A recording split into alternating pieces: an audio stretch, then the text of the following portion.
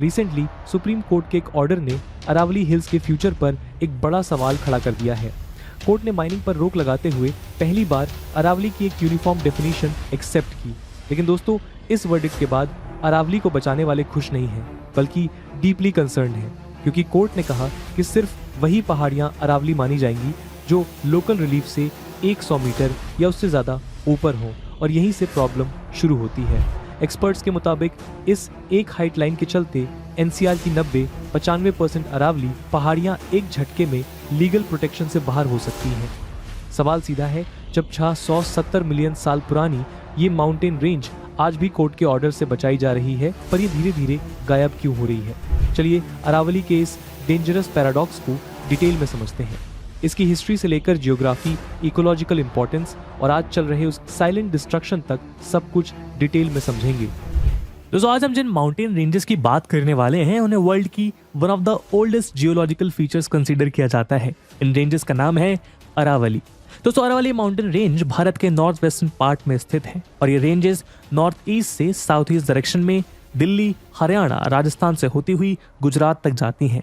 आपको शायद ये जानकर आश्चर्य होगा कि इन माउंटेन रेंजेस का इतिहास हमारे देश भारत से भी पुराना है। कुछ एक्सपर्ट्स की माने तो ये हमारी धरती पर तब से मौजूद हैं जब भारत या भारतीय उपमहाद्वीप का कोई नामो निशान ही नहीं था, और ना ही धरती के आसमान को छूती दुनिया की हाईएस्ट माउंटेन रेंजेस हिमालय का कोई अता पता था। दोस्तों, मोन्टोलॉजी यानी स्टडी ऑफ माउंटेन्स के अकॉर्डिंग ये अरावली रेंजेस ही थी जिसने इंडियन सब कॉन्टिनेंट के शेप को डिफाइन करने से लेकर उसके क्लाइमेट के निर्धारण में भी एक अहम भूमिका निभाई थी। यहाँ तक कि इंडियन सब कॉन्टिनेंट पर मल्टी सेलुलर लाइफ के एक्सप्लोजन को ट्रिगर करने का इंपॉर्टेंट रोल भी अरावली ने ही प्ले किया। दरअसल कुछ एक्सपर्ट्स के अनुसार 750 मिलियन ईयर्स पहले अरावली में ऑकर हुए मलानी वोल्केनिक एरप्शन ही वो पहला ट्रिगर पॉइंट था जिसने अर्थ को आइस एज की ग्रिप से निकालकर इस रीजन पर मल्टी सेलुलर लाइफ को जन्म दिया था। वहीं आज भी ये रेंजेस राजस्थान जैसे वाटर स्कार स्टेट की प्यास को बुझाने का काम कर रही हैं। यहाँ तक कि भारत का राष्ट्रपति भवन जिस रायसीना हिल्स पर मौजूद है वो भी अरावली की इन पहाड़ियों का ही हिस्सा माना जाता है। ऐसे में अरावली की भारत के लिए क्या इंपॉर्टेंस है यह आपके लिए समझना मुश्किल नहीं होगा, लेकिन शायद आपको ये जानकर हैरानी होगी कि बीते 4 दशक में करोड़ों अरबों साल से इस धरती पर मौजूद ये रेंजेस अब गायब होने की कगार पर खड़ी हैं। जी हाँ दोस्तों, सुप्रीम कोर्ट द्वारा 2018 में appointed central empowered committee CC की एक रिपोर्ट के अनुसार बीते 50 सालों में राजस्थान में स्थित अरावली के 128 हिल्स में से 31 गायब हो चुके हैं। यानी राजस्थान से ऑलमोस्ट 25% अरावली रेंजेस को ह्यूमन एक्टिविटीज द्वारा निस्ते नाबूद कर दिया गया है। वहीं हरियाणा सरकार द्वारा Haryana principal secretary AK Singh के अंडर गठित की गई कमेटी की रिपोर्ट भी इसी ओर इशारा करती है कि हरियाणा में अरावली रेंज की लंबाई पहले के मुकाबले रातों रात सब्सटेंशियली कम हो गई है। तो ऐसे में सवाल उठता है कि क्या भारत का राष्ट्रपति भवन और नॉर्थ एंड साउथ ब्लॉक जैसे दूसरे इंपॉर्टेंट एडमिनिस्ट्रेटिव बिल्डिंग्स जिन रेंजेस पर स्थित हैं, क्या वो भाग भी ऐसे ही गायब होने वाला है, और कैसे भारत अपनी सबसे पुरानी पर्वत श्रृंखला को खत्म कर रहा है? चलिए आज हम इसी रहस्य को सुलझाने की कोशिश करते हैं और ये समझने का प्रयास करते हैं कि जो माउंटेन रेंज इस धरती पर खरबों सालों से मौजूद है वो अचानक कहां और क्यों गायब हो रही हैं। लेकिन आगे बढ़ने से पहले मैं आपको बता दूं इस वीडियो की importance UPSC mains GS paper 1 के इंडियन ज्योग्राफी और जीएस पेपर 2 के एनवायरमेंट एंड बायोडाइवर्सिटी से रिलेटेड सेक्शन के पर्सपेक्टिव से इंपॉर्टेंट है। इसके बारे में हम वीडियो के अंत में और भी बात करेंगे, पर फिलहाल के लिए अपने डिस्कशन को हम आगे बढ़ाते हैं। दोस्तों, अरावली एक संस्कृत शब्द है जिसका निर्माण अरा और वली जैसे मूल शब्दों से हुआ है, जिसका मतलब होता है लाइन ऑफ पीक्स। दोस्तों, अरावली रेंजेस भारत के सबसे पुराने फोल्ड माउंटेन हैं जिनका जन्म आज से लगभग 1.9 बिलियन ईयर्स पहले हुआ था। यहाँ हम आपकी जानकारी के लिए बता दें कि फोल्ड माउंटेन्स वो माउंटेन्स होते हैं जिनका निर्माण अर्थ की 2 अलग अलग कन्वर्जन टेक्टोनिक प्लेट्स यानी धरती की ऊपरी सतह के आपस में हुए कोलिजन की वजह से होता है। इस टेक्टोनिक कोलिजन की वजह से अर्थ क्रस्ट की बेंडिंग और फोल्डिंग एक साथ होती है, जिससे क्रस्ट फोल्ड होकर माउंटेन का रूप ले लेती है। दोस्तों, टेक्टोनिक प्लेट्स का ये कोलिजन कोई इंस्टेंटेनियस इवेंट नहीं है, बल्कि ये प्रोसेस हजारों लाखों सालों तक चलती रहती है। अरावली की ही तरह हमारी ग्रेट हिमालयन रेंज भी एक फोल्डेड माउंटेन का ही एग्जाम्पल है, लेकिन अरावली की कंपैरिजन में वो काफी यंग है। यही कारण है कि हिमालयन रेंजेस में अभी भी टेक्टोनिक प्लेट्स का कोलिजन बरकरार है और इसीलिए वो रीजन सिस्मिकली एक्टिव यानी अर्थक्वेक प्रोन बना हुआ है। और रिसेंटली जोशीमठ के सिंक होने में उसका एक काफी इंपॉर्टेंट रोल है। लेकिन जहां एक तरफ अरावली एक ओल्ड फोल्ड माउंटेन रेंजेस का एग्जांपल है, वहीं दूसरी तरफ Himalayan ranges young folded mountains हैं, इसलिए उनकी ऊंचाई दुनिया में सबसे ज्यादा है। ओल्ड फोल्डेड माउंटेन्स होने की वजह से अरावली ने लाखों करोड़ों सालों से कंटिन्यूअसली इरोजन एक्टिविटी का सामना किया है, जिस वजह से अब इनकी एवरेज हाइट महज 600 से 900 मीटर रह गई है। आज इन रेंजेस का हाईएस्ट पीक राजस्थान में स्थित गुरु शिखर को माना जाता है, जिसकी टोटल हाइट 1722 मीटर है। दोस्तों ये तो 670 किलोमीटर से भी ज्यादा लंबी इस अरावली रेंज की eastern most limit Delhi NCR region तक है। लेकिन एक्सपर्ट्स का कहना है कि अगर इस माउंटेन के एंशिएंट जियो लाइन को ट्रेस किया जाए तो ये एक समय में सहारनपुर हरिद्वार तक एग्जिस्ट करती थी, जिस वजह से इसे गंगा और इंडस रिवर के ड्रेनेज सिस्टम का नेचुरल डिवाइड भी माना जाता है।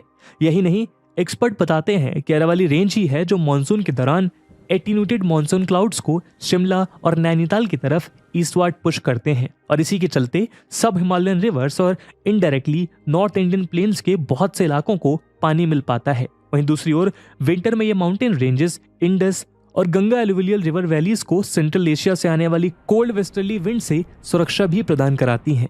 दोस्तों अरावली की ये रेंजेस थार डेजर्ट के नेचुरल बैरियर की तरह भी काम करती हैं, जो भारत के नदर्न प्लेन्स को फर्दर डेजर्टिफिकेशन से बचाती हैं। ये रीजन बायोडाइवर्सिटी के हिसाब से भी अच्छी खासी इंपॉर्टेंस रखता है, जिसमें बहुत से फॉरेस्ट और 20 से ज्यादा वाइल्ड लाइफ सेंचुरीज के साथ साथ Sariska Delhi leopard wild life corridor भी मौजूद है। साथ ही ये रीजन 300 से भी ज्यादा नेटिव प्लांट स्पीसीज और 120 बर्ड स्पीसीज का भी नेचुरल हैबिटाट है। ऐसे में इकोलॉजिकल पॉइंट ऑफ व्यू से इस अरावली रीजन के प्राइम इंपॉर्टेंस को समझा जा सकता है। यही नहीं, इस माउंटेन रेंज को Delhi national capital region NCR के लिए लंग्स भी माना जाता है, जो अपने नेचुरल वेजिटेशन से यहाँ के पॉल्यूटेड एयर को साफ करने का काम करती है। इसके अलावा अरावली 3 मेजर रिवर्स और उनकी ट्रिब्यूटरीज का भी स्रोत है। इन रिवर्स में यमुना की ट्रिब्यूटरी बनास और साहिबी समेत रन ऑफ कच्छ की ओर बहने वाली लूनी रिवर शामिल है। दोस्तों अरावली का नेचुरल एक्विफायर रिचार्ज सिस्टम और वाटर चैनल्स भारत के नॉर्थ वेस्टर्न रीजन के वाटर टेबल को मेंटेन रखने में एक अहम भूमिका निभाते हैं। यही नहीं, अगर हम इकोनॉमिक पॉइंट ऑफ व्यू से देखें तो कार्बन डेटिंग के आधार पर यह माना जाता है कि अरावली के इस रीजन में 5th सेंचुरी BCE से ही कॉपर और दूसरे मेटल की माइनिंग की जाती रही है। यानी राजपूत पीरियड में बने राजस्थान के शानदार फोर्ट्स, जिनको देखने हर साल देश विदेश से लाखों लोग यहाँ पर आते हैं, उनके निर्माण के लिए बिल्डिंग मटेरियल भी अरावली की इन पहाड़ियों ने ही प्रदान किया था। इन सब के अलावा आर्कियोलॉजिकल एविडेंसेस के अकॉर्डिंग ये माउंटेन रेंजेस पहाड़, गिलूंड और बैराट जैसे सिविलाइजेशंस का भी निवास स्थान रही हैं। लेकिन बड़े दुख की बात है कि हिस्टोरिकली, जियोग्राफिकली और इकोलॉजिकली इंपॉर्टेंस रखने वाली इस अद्भुत पर्वत श्रृंखला का धीरे धीरे पतन हो रहा है। तो आइए इस पतन के पीछे छिपे कारण जान लेते हैं। दोस्तों महात्मा गांधी का एक फेमस कोट है, the world has enough for everyone's need but not for everyone's greed. बस ऐसा ही कुछ हाल अरावली में हो रहा है।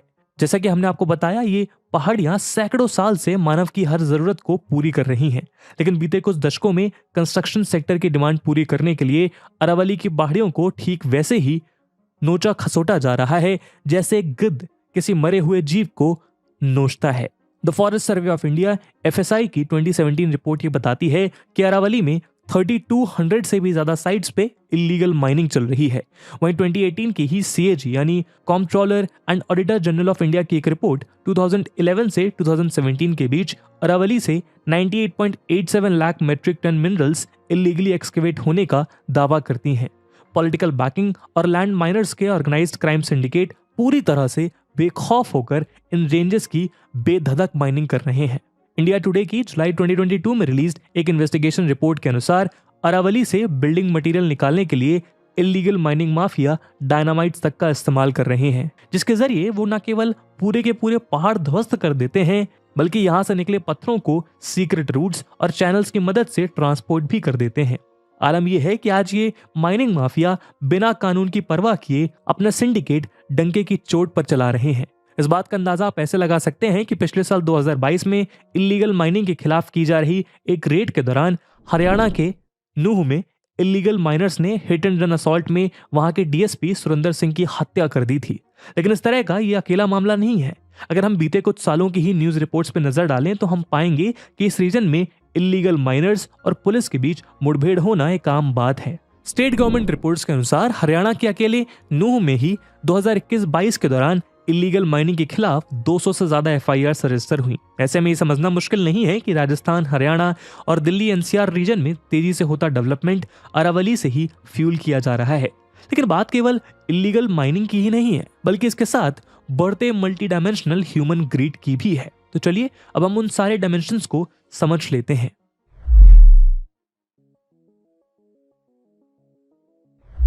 दोस्तों, जैसा कि हमने आपको बताया कि अरावली रीजन एक प्राइम इकोलॉजिकली सेंसिटिव रीजन है। ऐसे में यहाँ होती लैंड माइनिंग और इसके दूसरे रीजन्स में बढ़ता ह्यूमन सेटलमेंट यहाँ के रिड्यूसिंग फॉरेस्ट कवर के लिए भी जिम्मेदार है। अलग अलग रिपोर्ट से ये बात सामने आई है कि दिल्ली और हरियाणा के नजदीक एनसीआर में तेजी से होते कंस्ट्रक्शन और लैंड ग्रैबिंग की वजह से एनसीआर के ये लंग्स अब जवाब देने लगे हैं। यहाँ फार्म हाउसेज और कॉलोनाइजिंग प्रोजेक्ट्स के नाम पर पेड़ों की अंधाधुंध कटाई जारी है। यही नहीं, एंशिएंट वाटर चैनल्स के रास्ते में तेजी से बढ़ता कॉलोनाइजेशन और कंस्ट्रक्शन भी नेचुरल एक्विफायर्स के रिहेबिलिटेशन के आड़े आ रहा है। लेकिन हालत ऐसी है कि मामले की गंभीरता समझते हुए इसके खिलाफ सख्त एक्शन लेने के बजाय डैमेज फॉरेस्ट रिपोर्ट फाइल करके 1000 से 11,000 रुपीस के बीच फाइन इंपोज कर मामले को रफा दफा कर दिया जाता है। इस सबको देखते हुए 2016 में ही इसी तरह के अनरेगुलेटेड ट्री कवर डिस्ट्रक्शन को रोकने के लिए देश के बहुत से एनवायरमेंटल एक्टिविस्ट ने एनसीआर और आसपास के अरावली रीजन में भी फेमस चिपकू मूवमेंट से प्रेरित होकर एक मूवमेंट शुरू किया था। वहीं 2020 में रक्षाबंधन के अवसर पर गुरुग्राम और दिल्ली के लोगों ने अरावली के पेड़ों को राखी बांधकर अपना सौहार्द व्यक्त किया था। लेकिन इन सभी प्रयासों के बावजूद समस्या जस की तस है। यही कारण है कि अब इस ह्यूमन ग्रीड के रेपरकशंस दिखाई देने लगे हैं। अरावली में होते इस विनाश के खेल की वजह से इस रीजन में वाटर स्कार्सिटी बढ़ती जा रही है। ऐसा इसलिए है क्योंकि अरावलीज में बहुत से cracks, fissures, natural water suction regions और ग्राउंड वाटर रिचार्जेस एरिया है, जहां से बरसात के समय ग्राउंड वाटर रिचार्ज होता है, जिसकी वजह से ये कहा जा सकता है कि अरावली ही यहाँ के लाखों लोगों की प्यास बुझाती है।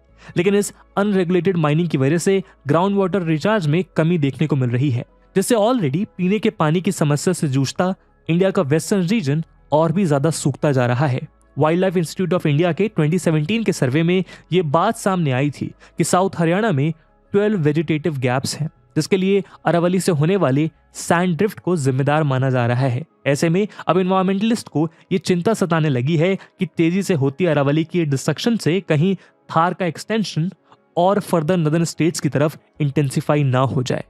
अब ऐसे में प्रश्न ये उठता है कि यदि हम सबकी आंखों के सामने ये सब हो रहा है तो आखिर इन राज्यों की सरकारें और हमारा कॉन्स्टिट्यूशनल सिस्टम इस पर कोई कार्यवाही क्यों नहीं कर रहा है? तो चलिए अब हम इस रहस्य से भी पर्दा उठा ही देते हैं।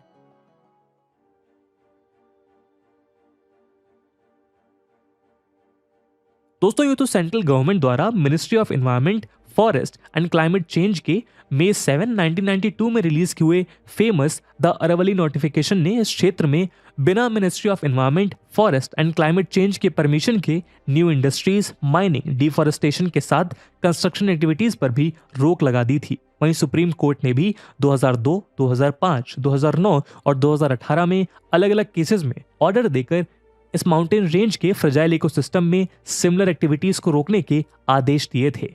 लेकिन एनफोर्समेंट के अभाव में जमीनी हकीकत इससे अभी भी दूर है। बल्कि इस फ्रेजाइल इकोसिस्टम में इलीगल माइनर्स तो छोड़िए, माइनिंग रोकने तक की भी कोई मंशा वेरियस गवर्नमेंट्स और उनके इंस्टीट्यूट्स की ओर से नजर नहीं आती। फरवरी 2021 में ही हरियाणा गवर्नमेंट ने सुप्रीम कोर्ट में यह अपील की थी कि कोविड पैंडेमिक की वजह से ग्राउंडेड होती स्टेट इकोनॉमी में राज्य सरकार को अरावली रीजन में माइनिंग फिर से शुरू करने की परमिशन दी जाए। वहीं ministry of environment, forest and climate change of India की एक रिपोर्ट के मुताबिक 2014 से 2017 के बीच हरियाणा स्टेट फॉरेस्ट लैंड को नॉन फॉरेस्ट एक्टिविटीज में डाइवर्ट किए जाने वाली लिस्ट में टॉप पर रहा। और ये तब है जब फॉरेस्ट सर्वे के अकॉर्डिंग हरियाणा में देश का सबसे कम केवल 3.5% का टोटल रिकॉर्डेड फॉरेस्ट कवर है। हद तो तब हो गई जब सितंबर 2021 में हरियाणा गवर्नमेंट ने प्रिंसिपल सेक्रेटरी AK सिंह की एक कमेटी द्वारा अरावली रेंज को ही रीडिफाइन करने की कोशिश की, ताकि नेशनल ग्रीन ट्रिब्यूनल और दूसरी कानूनी कॉम्प्लिकेशंस में पड़े बिना कन्वेंशनली अरावली रेंज में ही कंसिडर किए जाने वाले गैर मुमकिन पहाड़ को कंस्ट्रक्शन एक्टिविटीज के लिए खोला जा सके। इसीलिए हरियाणा गवर्नमेंट ने अपने लैंड रेवेन्यू रिकॉर्ड का हवाला देते हुए अरावली के इस एग्जिस्टेंस को ही नकार दिया। इस बारे में अरावली बचाओ मूवमेंट के एक्टिविस्ट ने चिंता व्यक्त करते हुए कहा कि इस स्टेप से हरियाणा के फरीदाबाद, महेंद्रगढ़ और पलवल का कुल मिलाकर 35,000 हेक्टेयर से ज्यादा का क्षेत्र नेचुरल कंजर्वेशन जोन से निकलकर ह्यूमन ग्रीड की भट्टी में झोंक दिया जाएगा। वहीं अगर हम कोर्ट द्वारा अपॉइंटेड सेंट्रल एम्पावरमेंट कमेटी की रिपोर्ट के अनुसार इलीगल क्वेरिंग द्वारा अरावली के 31 हिल रेंजेस गायब करने वाले राजस्थान की बात करें तो हम पाएंगे कि 2018 की इस कमेटी ने सुप्रीम कोर्ट को अपनी रिपोर्ट में यह भी बताया था कि राजस्थान हर साल माइनिंग कंपनी से लगभग 5,000 करोड़ रुपीस की रॉयल्टी लेता है। ऐसे में इनके खिलाफ कोई भी सख्त कदम उठाने के बजाय स्टेट गवर्नमेंट आंख मूंद कर अपनी तिजोरियां भरने में लगी है। अब आप ऐसे में खुद सोचिए कि जो माउंटेन रेंज भारत को डेजर्टिफिकेशन, सीवियर विंटर से बचाकर रेनफॉल और वाटर अवेलेबिलिटी को इंश्योर करती हैं, अगर हम उसके ही दुश्मन बन बैठे तो उसका सबसे बड़ा नुकसान किसे होगा। साथ ही प्रश्न ये भी उठता है कि आखिर इसे रोकने के लिए क्या किए जाने की जरूरत है। दोस्तों, अगर बिना शुगर कोट किए सीधे सीधे इस प्रश्न का उत्तर दिया जाए तो वो होगा लॉस का प्रॉपर इंप्लीमेंटेशन। इंडिया जैसे विजनरी देश के पास एनवायरमेंट कंजर्वेशन लॉज और उसे एस्टैब्लिश करने के लिए मैकेनिज्म की कोई कमी नहीं है, बल्कि भारत उन कुछ देशों में से है जिन्होंने अपनी जिम्मेदारी समझते हुए सबसे पहले एनवायरमेंट और फॉरेस्ट कंजर्वेशन लॉज को बनाया था। लेकिन अगर इसके बाद भी हम अरावली को नहीं बचा पा रहे हैं तो कमी लॉज की नहीं, इनके इंप्लीमेंटेशन की है। कमी पॉलिटिकल विल और हमारी सोच की है, जो आज भी अपनी जिम्मेदारी समझने के बजाय और ज्यादा पाने की हवस में पर्यावरण का नाश कर रहे हैं। इस मुद्दे से जुड़ी देश की सभी राज्य सरकारों को भी ये समझना होगा कि डेवलपमेंट एक मस्ट नीडेड एस्पेक्ट है, लेकिन इसे एनवायरनमेंट और इकोलॉजी के एक्सपेंस पे अचीव नहीं किया जा सकता। करोड़ों सालों से हमारी तमाम जरूरतों को पूरी करती आई अंगद के पैर की तरह अटल खड़ी अरावली की पहाड़ियां आज हमसे संग रक्षण की गुहार कर रही हैं। इस गुहार को नजरअंदाज करना बेवकूफी नहीं, बेईमानी होगा। दोस्तों, इस मुद्दे पे आपका क्या ओपिनियन है, क्या पर्सपेक्टिव्स हैं, क्या सुझाव हैं, कमेंट सेक्शन में जरूर बताइएगा। और इस मुद्दे को आगे पहुंचाने के लिए ज्यादा से ज्यादा इस वीडियो को शेयर जरूर करिएगा। और जैसा हमने वीडियो के पहले भाग में बताया, इस वीडियो की इंपॉर्टेंस यूपीएससी मेंस के पर्सपेक्टिव से काफी ज्यादा है, तो उसी इंपॉर्टेंस को देखते हुए एक सवाल हम आपके लिए छोड़कर जा रहे हैं, जिसको आपको कमेंट सेक्शन में आंसर करना है। And the question is, consider the following statements. Statement A, Aravalli restricts the eastward expansion of the desert. Statement B, all the rivers of Rajasthan have their origin from Aravalli. Statement C, distributional pattern of rainfall in Rajasthan is not affected by Aravalli. Option D, Aravalli region is rich in metallic minerals. Select the correct answer using the code given below. Option 1, A, B and C are correct. Option 2, B, C and D are correct. Option 3, only C and D are correct. Option 4, only A and D are correct. और दोस्तों, इसी के साथ एक mains का भी प्रश्न हम आपके लिए छोड़कर जा रहे हैं।